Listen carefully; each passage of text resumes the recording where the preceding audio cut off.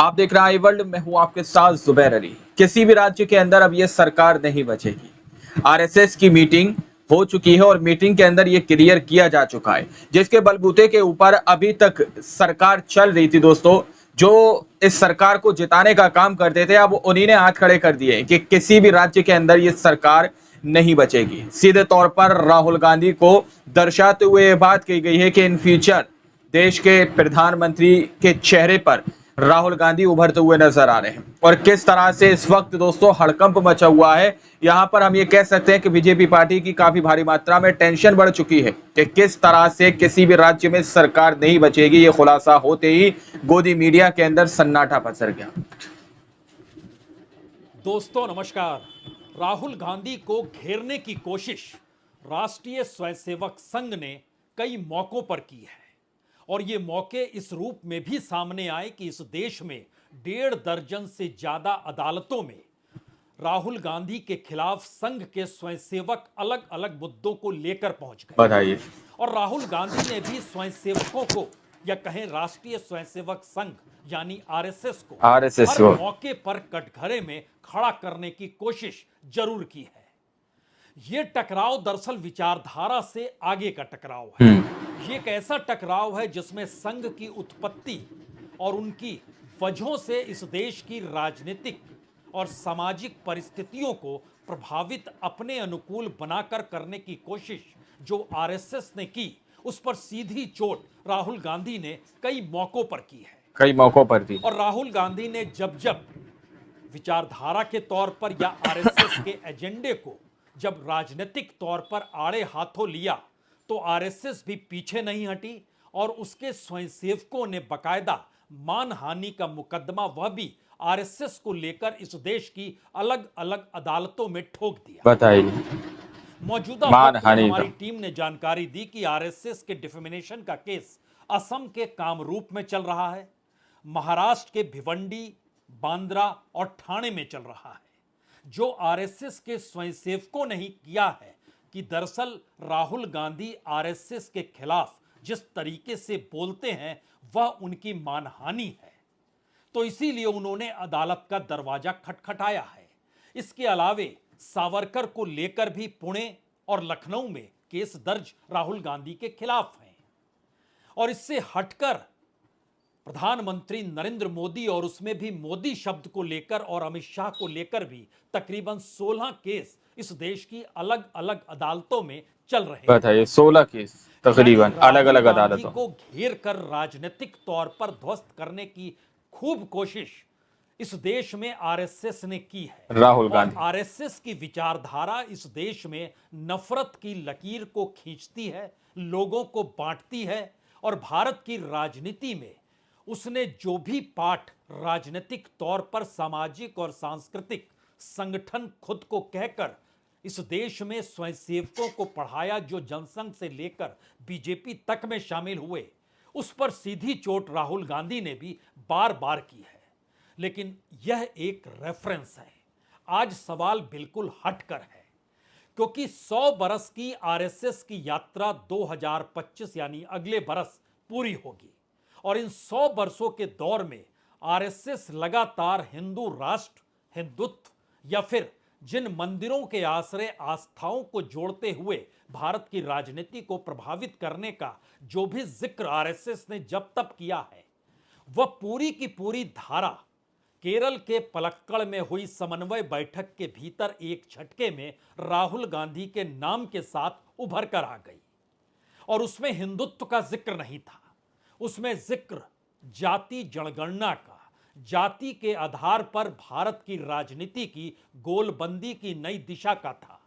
और इस दिशा में बीजेपी के साथ खड़े राजनीतिक दल जो एनडीए के सहयोगी हैं, वह भी जाति के आधार की राजनीति से हटकर सोचने को तैयार नहीं है। यहां तक कि खुद बीजेपी और उसकी अगुवाई करने वाले प्रधानमंत्री मोदी और अमित शाह दोनों ही जाति समीकरणों के आश्रय ही बीजेपी की जीत देखते हैं। अब आरएसएस के सामने सबसे बड़ा संकट यही हो चला है कि अभी तक वह जिस राग को गा रहा था वो राग बेअसर हो गया बेअसर हो रहा और है वो। जिस राग को वो बदलने की कोशिश बीते बरसों बरस से लगातार कर रहा था, चाहे वह हेडगेवार का दौर हो, चाहे गुरु गोलवलकर का जिक्र हो, चाहे उस दौर को भी याद कीजिए जब जेपी आंदोलन शुरू हुआ था, उस दौर में भी जाति मिटाओ का जिक्र बकायदा संघ से भी किया गया था। लेकिन वह पूरी धारा मौजूदा वक्त में जिस तर्ज पर आकर सामने खड़ी हो गई है, इसको लेकर संघ के भीतर एक डर है। उसकी अपनी साख, उसकी अपनी राजनीति कहीं ना कहीं दांव पर है, बिल्कुल। क्योंकि जिस रास्ते वो चल पड़ा, उस रास्ते स्वयंसेवकों के शुद्धिकरण के आश्रय जो उसने बीजेपी में भेजा है, अब उनके सामने भी संकट है कि वो राजनीति आरएसएस के भरोसे कैसे कर सकते हैं। कैसे कर सकता है आरएसएस और के इन भरोसे। संकट के साथ साथ दो बड़े सवाल केरल की बैठक में सामने आकर खड़े हो गए। 4 राज्यों के चुनाव होने और उसके बाद एक एक करके हर राज्य में जो चुनाव होगा, उन चुनावों में आरएसएस की भूमिका क्या होगी। आरएसएस जिस सोच के साथ चाहता है कि राजनीति के मैदान में उतरे, उस मैदान में उतरने के लिए उसको हिंदुत्व का एजेंडा चाहिए और हिंदुत्व के एजेंडे को साथ लेकर दिल्ली की सत्ता तैयार नहीं है कि वह चले। उसने तो सबसे बड़े हिंदुत्व के महाराष्ट्र के भीतर के उस शिवसेना को ही दो फाड़ कर दिया, जहां पर उसे लगते रहा, आरएसएस को लगते रहा कि दरअसल शिवसेना तो साथ रहनी चाहिए, लेकिन दिल्ली की सत्ता को यह मंजूर नहीं। तो राजनीतिक तौर पर चुनाव को लेकर अब टकराव आरएसएस और बीजेपी में कितना बड़ा है और राज्य दर राज्य गंवाने की स्थिति में कैसे हैं, और यही बात जेपी नड्डा जो है, जो देश के प्रधानमंत्री नरेंद्र मोदी जो एक वक्त आरएसएस के प्रचारक रह चुके हैं, उनके संदेश को लेकर वह पलक्कड़ पहुंचे हैं और पलक्कड़ में बैठक उनके साथ शामिल हुए। उससे पहले मुलाकात भी की, मोहन भागवत जी से उनकी मुलाकात हुई, दत्तात्रेय होसबोले के साथ बातचीत भी हुई और उसके बाद बैठक के बाद सिलसिला समन्वय का यह मतलब होता है कि जितने भी संगठन हैं वो अपने मुश्किल हालातों को दूसरे संगठनों के सामने रखने की कोशिश करें और जो संगठन उस पर प्रभावी तौर पर उस मुद्दे से जुड़कर उस खास संगठन को आगे बढ़ाने में सहयोग कर सकता है तो वो साथ खड़ा हो। इस दौर में बीते 10 बरस में आपने कभी यह तस्वीर देखी नहीं होगी कि बीजेपी के अध्यक्ष सामने की कतार में इस तर्ज पर बैठे हुए हैं और जेपी नड्डा उस तर्ज पर बैठे हुए जब नजर आज आए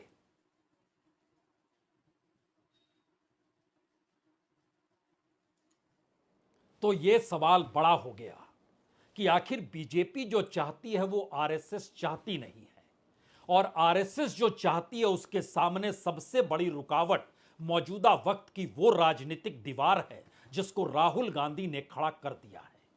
और राहुल गांधी जिस तर्ज पर और कांग्रेस इस देश के अलग अलग राज्यों में अपने संगठन के आश्रय जितनी मजबूत है, उसमें वह दूसरे राजनीतिक दलों की तुलना में कहीं ज्यादा न सिर्फ मजबूत है बल्कि आरएसएस को भी चुनौती देने की स्थिति में, आरएसएस को भी और इस चुनौती देने दीवार को कांग्रेस। तोड़ा कैसे जाए, क्योंकि खुद आरएसएस का अपना अतीत, उनका अपना कार्य बतलाता है कि वह जाति या आरक्षण को लेकर कभी भी अस्थाई भाव में नहीं रहे।